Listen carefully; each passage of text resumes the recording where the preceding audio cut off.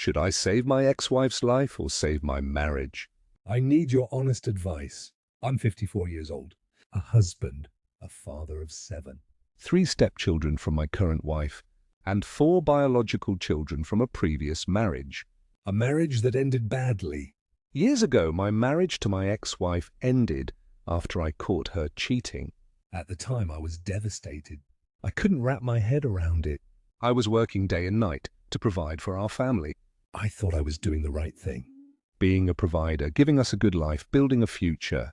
But she said I worked too much, that I was never home, that I didn't spend time with her.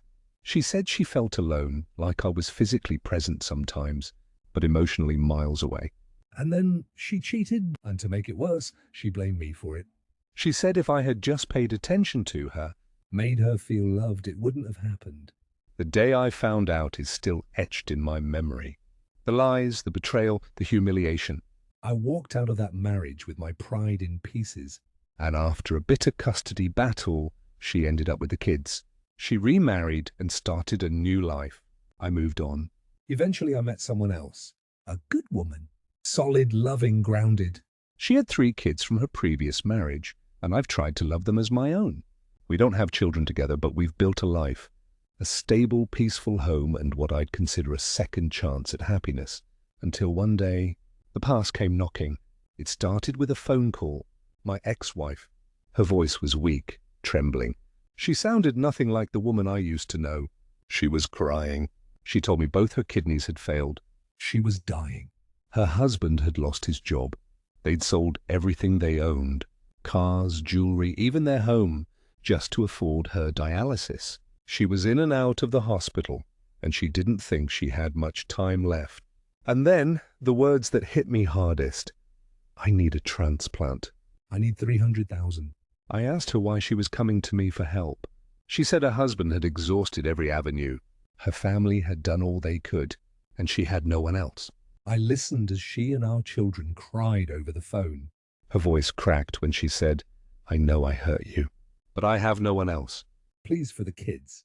I could hear my children's voices begging, Dad, please, help Mommy. I was silent, not because I didn't care, but because I didn't know how to process it. This woman cheated on me, broke my home, took my children, and now she was asking me to save her life. I didn't give an answer that night. But I couldn't sleep. I kept seeing my kids' faces, their trembling voices begging me to save their mother. I thought, if I don't help, and she dies, could I live with that? Could I look my children in the eye and tell them I did nothing? The next morning, I wired the $300,000, just like that. No condition attached. She texted me, Thank you for saving my life. I'll never forget this. And for a moment, I felt peace. Like I had done the right thing, but the story didn't stop there. A few days later, I visited her in the hospital. She looked like a ghost of herself, weak, frail, hooked up to tubes. Her eyes welled up when she saw me. We talked. Then she asked one more thing, one final request. Can you get tested? Maybe your kidneys a match.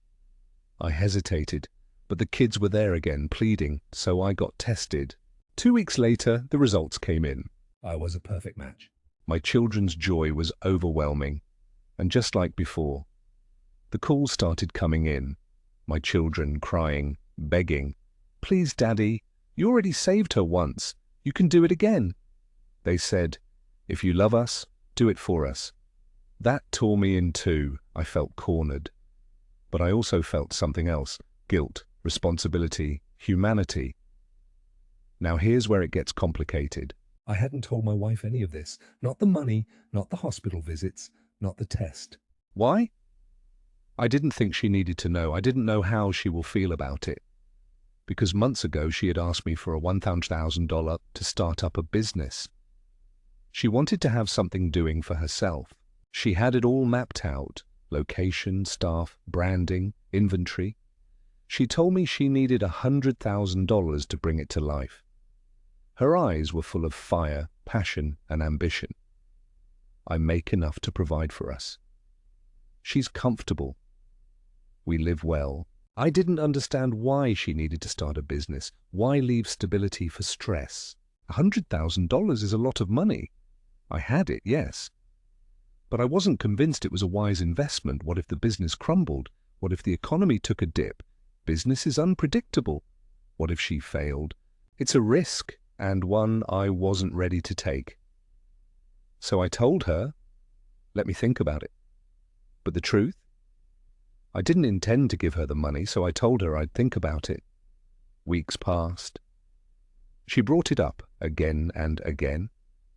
Each time I'd tell her that things were tight, or that the money was tied up in projects. I told her I didn't have that kind of money. She didn't believe me at first, but over time she stopped asking. Her excitement dimmed, and I convinced myself I was saving my money and protecting her from potential failure. They say secrets never stay buried. I thought I could carry this one secret quietly. But I was wrong. One evening, I came home late. My wife was sitting at the kitchen table. No TV, no music, just silence. I knew something was off immediately. Her eyes were red, like she'd been crying. On the table, next to her untouched cup of tea, was a printout. A bank statement. She didn't say a word. She just slid the paper toward me and waited. I froze. There it was, $300,000 wired to my ex-wife. I begged for $100,000. You told me we didn't have money. You lied to my face every day and said you were broke.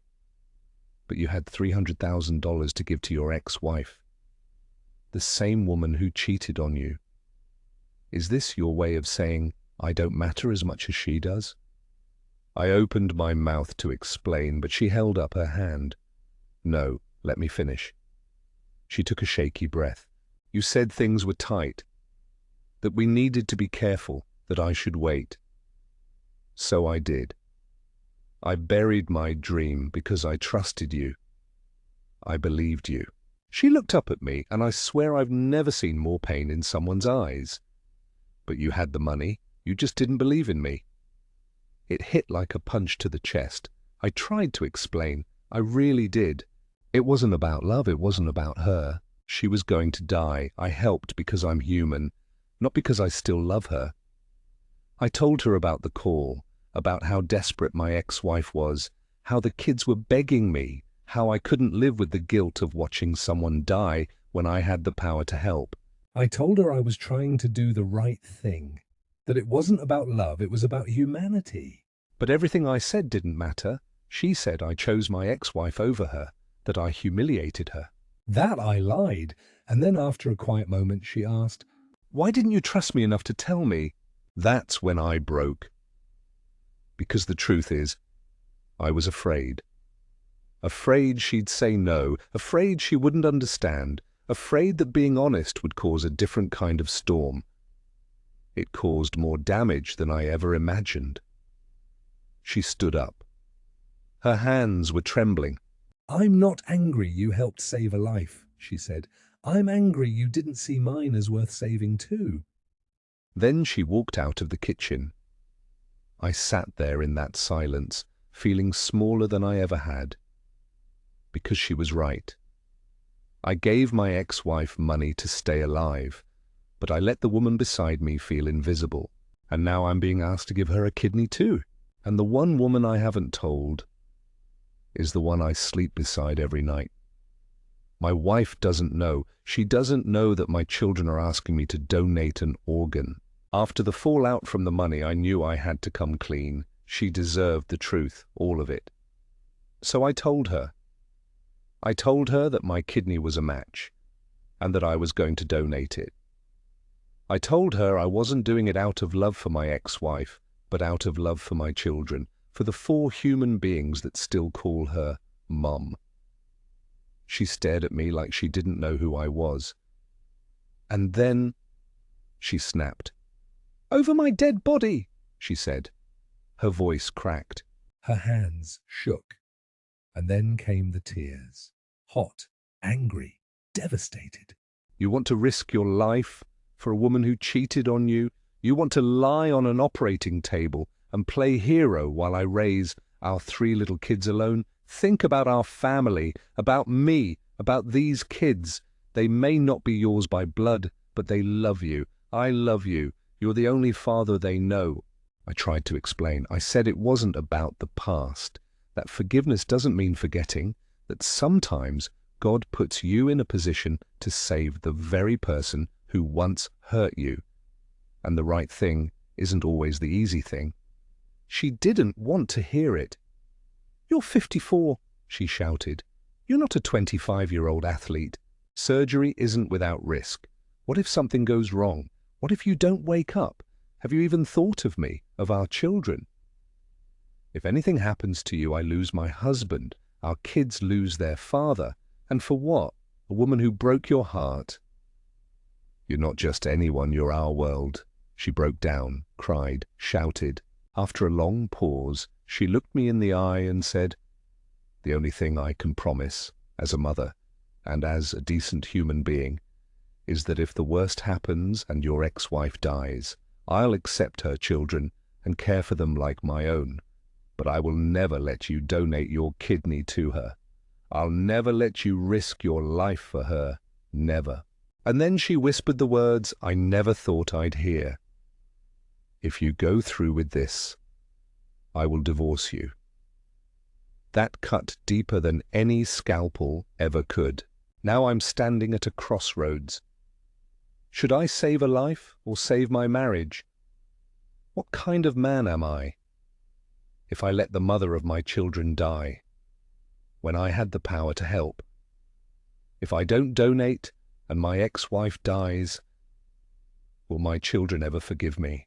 But if I do donate and something goes wrong, what happens to the 3 little kids in my home? What happens to the woman I share my life with now?